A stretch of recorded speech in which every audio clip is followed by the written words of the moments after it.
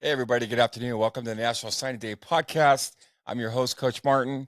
And today we got a special guest on our show, Karl Barkley from D3 Direct. Karl, we are super excited to have you on the show. Welcome. Thanks for having me. Glad to be here. Yeah. So, hey, did you have an opportunity? Did you watch the Super Bowl yesterday? Tuned in. Yeah, I watched the Super Bowl. There were a lot of former D3 athletes on the sidelines. None playing this year, but it was fun to see Coach Sirianni get it done after falling to the Chiefs a couple years ago. He's a former Mount Union guy out of Ohio. So yeah, always fun to see a D3 athlete win on the biggest stage. Yeah. And it's a great testament of like, hey, it doesn't matter if you got beat before, right?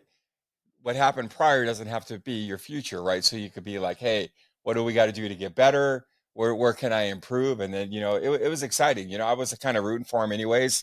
Neither of them were my team, but, I always like the kind of underdog. And, I like that, the resolve and be like, hey, it doesn't matter if we lost to these guys a couple years ago. Today's a new day, right? So, yeah, and then the rest was history. So, yeah, that was super cool. But yeah, so Karl, tell us a little about yourself. Yeah, well, so I didn't exactly have a team in the game last night, but I did go to school at Swarthmore College, which is right outside of Philadelphia, and so I was with some friends last time the Eagles won the Super Bowl, and they certainly know how to celebrate a victory. That's for sure. I saw some pictures from Broad Street last night, and it looked a little, you know, looked like they were having a good time. So, but yeah, more about myself. Other than going to school at SWAT, grew up in North Carolina in a small town called Davidson, which is just north of Charlotte.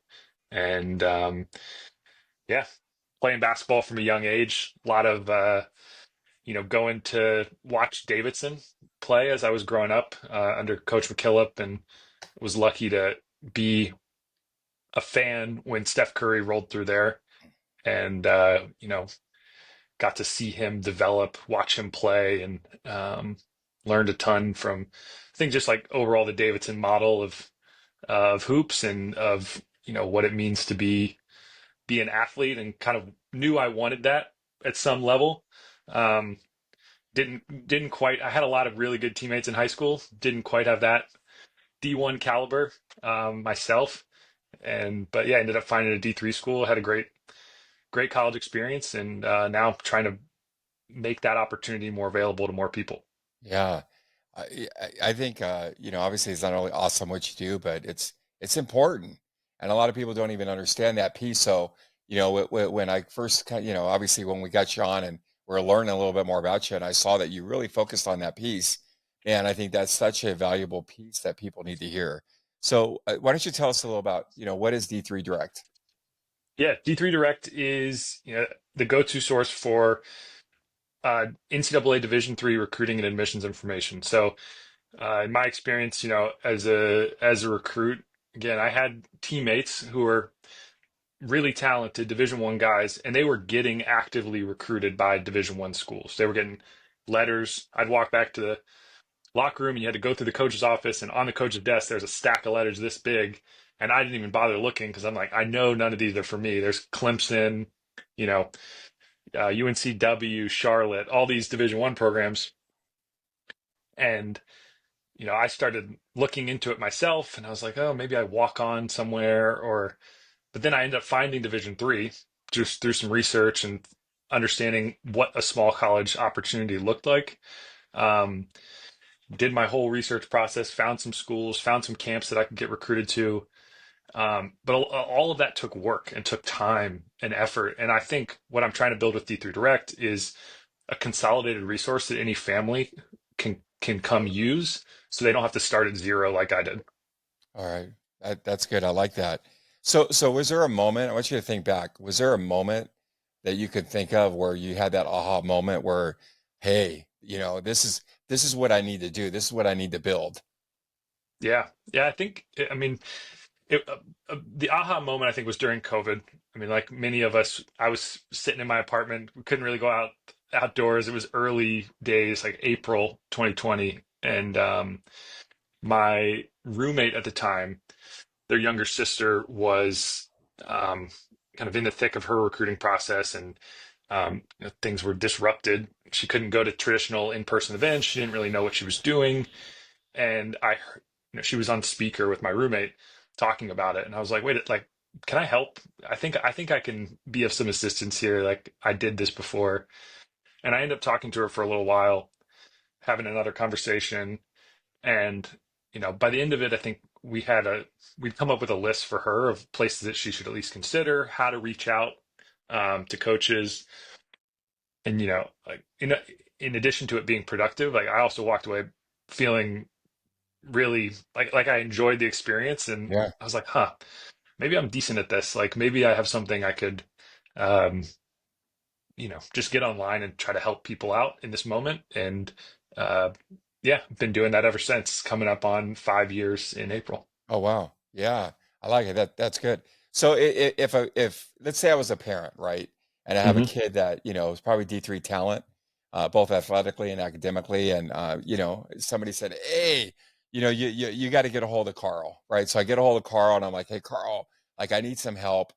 Um, here I am. This is what it looks like. This is what we've been doing. This is what hasn't worked. What do you suggest?" So why don't you share a little about like what you would tell me on what it is that you do and how you can help somebody like me and my athlete. Yeah. I mean, everything's so situational. Like you said, some families come and they're like, oh, I've already tried this. I've reached out to a bunch of coaches, I've gotten no responses, right? And then there are others who are like, we have no idea where to start, but our kid's pretty good at soccer. And, how should we pursue that?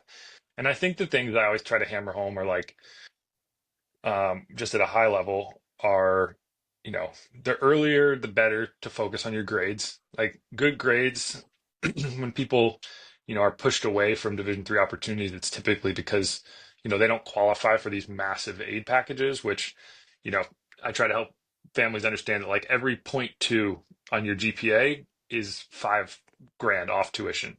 If you're a 3.2 versus a 3.6, that difference in terms of affordability can be massive. Um, yeah, so always harp on grades, even though it feels like it should be a no-brainer. Um, and then I think the other thing too is just like thinking hard about where the kid actually wants to go to school. Like oftentimes, I've helped individuals where the kid has a feeling one way, but the parent kind of has their own opinion, or they played somewhere and they kind of want their kid to go there. Um, but yeah, helping the kid understand like, okay, do you, like the winter, do you want to be in a spot where it could be snowing for 3 months of the year that you're on campus, or is that going to make you really upset? What type of major do you want? If you don't know, then, have you thought about doing something specific? Like, do you want to be an engineer? If you want to be an engineer, then that's going to narrow the types of schools you can apply to, right? So trying to, I think overall, to answer your question, is trying to take like this large, hard to grasp question about like where I want to go to college, which to be fair, not many 18-year-olds have like a firm grasp on Sure. that. Sure. Um, and break it down into these little pieces. What part of the country do you want to be in? What do you want to study? And then eventually we can get closer and closer to finding that spot, or at least finding a couple that the athlete can consider. Yeah, I like that.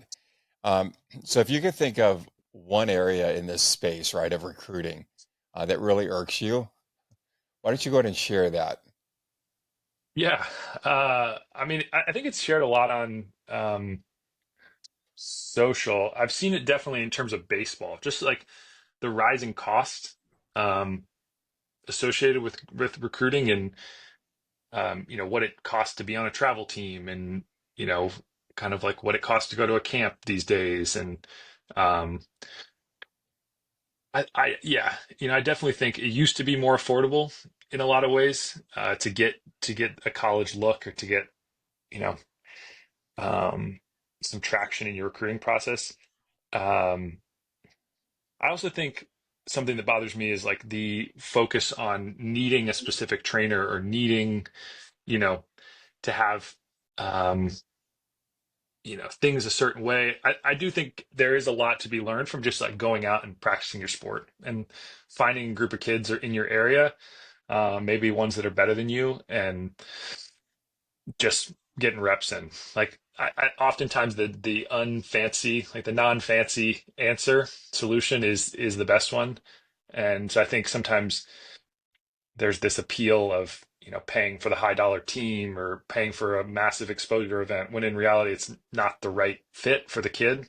Um, you know, and it's not actually going to be there's not actually going to be a great ROI for the family. So I think that's been like the proliferation of kind of those services and has been a little frustrating to watch. Um, yeah, trying to just remind kids to get back to the basics, like work on your sport, get good grades, and I think you can, and then pick your spots effectively in terms of where you're going to camp, and I think you can get a college look.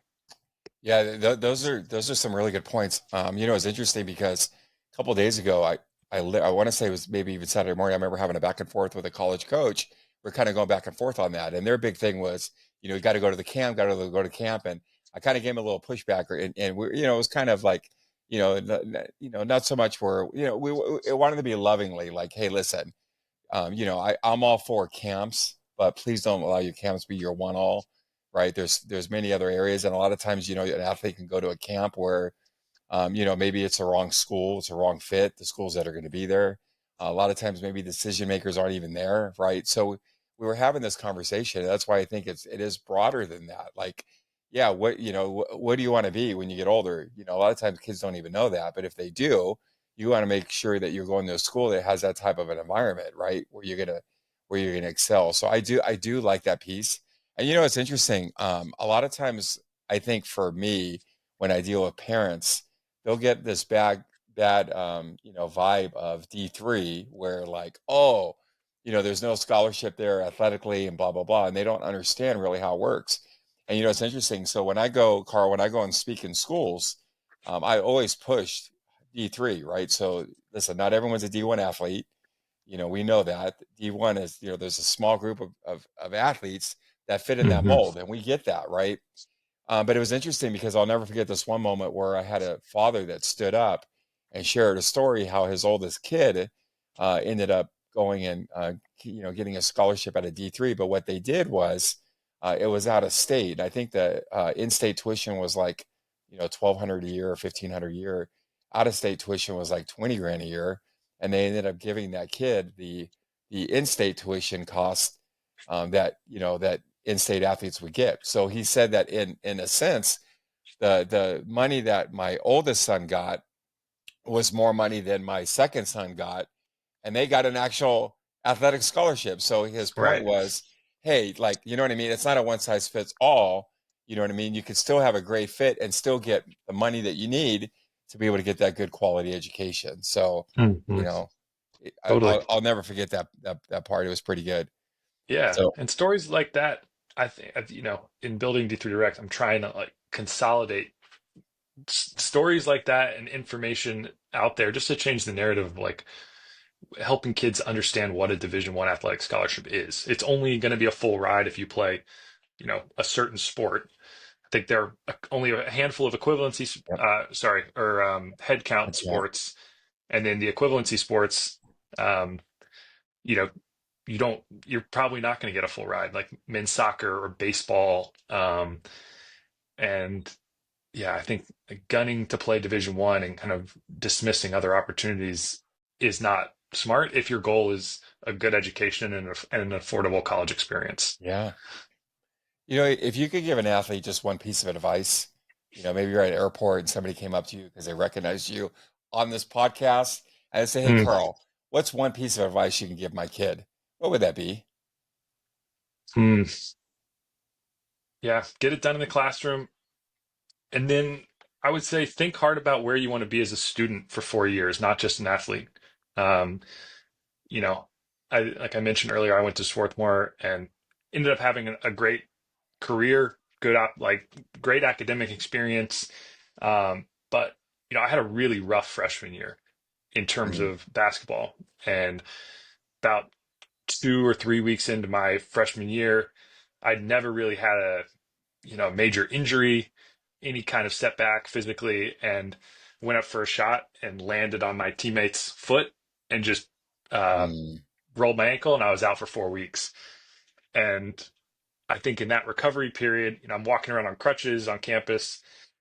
I had a ton of support from friends, from teammates, and I think I was able to say, confidently in that moment, I was like, wow, I made the right call. Like this is, even though my sport is all of a sudden not here, not something I can take part in, this community, this school, these classes, this is still where I want to be. And so I think I would say, you know, to any student, if you want to play a college sport, think beyond your sport when you're picking your school. Otherwise, if something happens and your sport's no longer an option, like make sure you're not going to hate where you end up.